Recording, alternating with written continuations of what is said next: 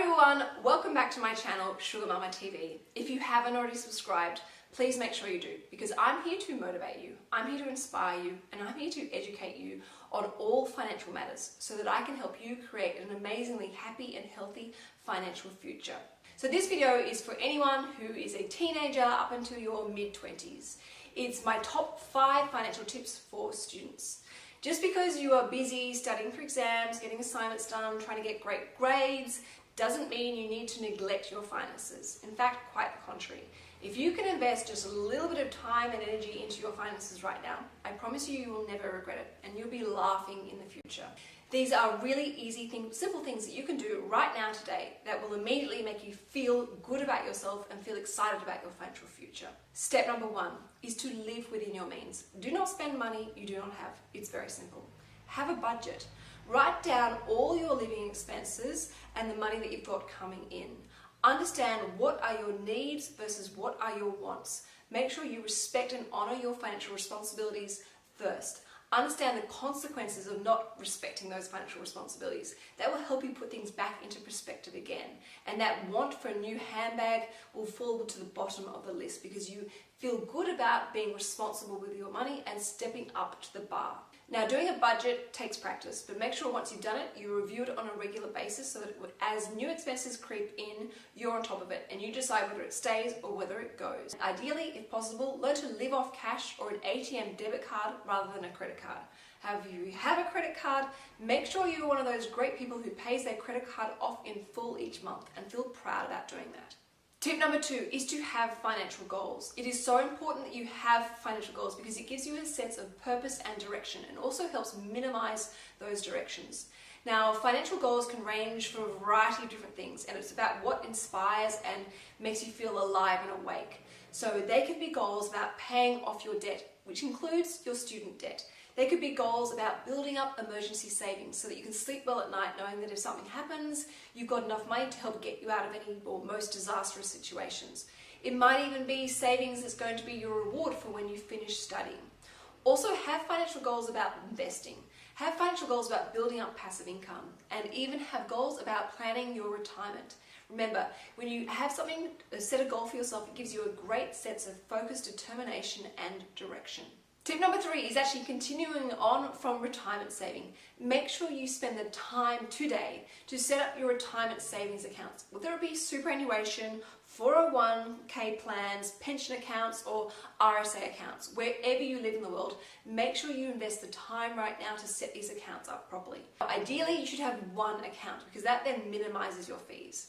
Secondly, you want to make sure that this money is invested appropriately, appropriate to your risk profile. Generally speaking, the longer the time you've got to invest, thinking that most retirement saving accounts is normally a 40-year period, the more risk you should take. So take that into consideration when you're picking the investments that go within your retirement savings account or superannuation accounts or 401k plans, because this is like your investment portfolio. It's just locked away for your benefit for the future.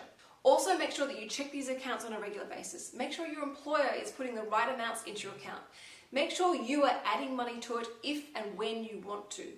And also understand how much money you need at the end of the day to be able to retire with the lifestyle that you want and when you want. Get engaged with your retirement goals. Tip number 4 is to start investing. Just because you're a student and you're thinking, oh, that's fine, I'll just wait and start investing when I have a salary, that's actually not the case. You can easily start investing today, and you can invest with as little as $1,000. In fact, if you were to take $1,000 today and invest it, and then every year you just simply added $1,000 each year for 40 years and always reinvested the interest or the income from this for compounding growth opportunities, by the time you're, say, 60 in 40 years' time, you would have over $214,000 invested. Now, that means you've only, of your own money, actually invested $40,000. But because of the value and benefit of compounding interest over the long run, your money's actually worked for you and you've actually earned $173,000. And that's by not physically doing anything. That's getting your money to work for you. So if you're in a position where you have a spare $1,000 and you think you could possibly add $1,000 a year to that investment portfolio, do it today. Now remember, that $1,000 a year isn't that much. Break that up over on a weekly basis or a fortnightly basis and a monthly basis. It's less than $100 a month. You could get rid of the coffees, you could maybe have a quiet weekend once a month. There are lots of different things you can do to come up with that $1,000. And don't forget, you can always do the $1,000 project if that's what you'd like to do. And then tip number 5 is to educate yourself. Find out what is out there to help you get on top of your finances. There are so many amazing websites available. Also, there's a lot of government help. Do your research. Find out what government grants exist. Find out what rebates exist. Find out what tax deductions are available to you. Did you know, for example, in Australia, we have this thing called the co-contribution. If you are earning less than $51,800 a year, you may be entitled to up to $500 co-contribution from our government. All you need to do is put $1,000 into your superannuation account and the government will give you a bonus $500 that goes also into that superannuation account. All these little things really do add up over the long run. Imagine if you could do this plus step 4 of investing $1,000 and $1,000 every year. You will be laughing, and as I said, you will never regret doing these really simple basic things today that will pay off over the long run. So if you're a student watching this video and you're starting to realize actually there are lots of things you can do with your finances today, I dare you, I challenge you to go and actually do it and let me know what you do, because I'd love to hear from you. And also I'd love to hear it about how it makes you feel, because when we step up and take control of our finances, it feels great and we realize how powerful and capable we really are. Look, I really hope you've enjoyed this video. Thank you for watching. Subscribe if you haven't already, and I will see you later in the week for Lifestyle Love. Ciao for now.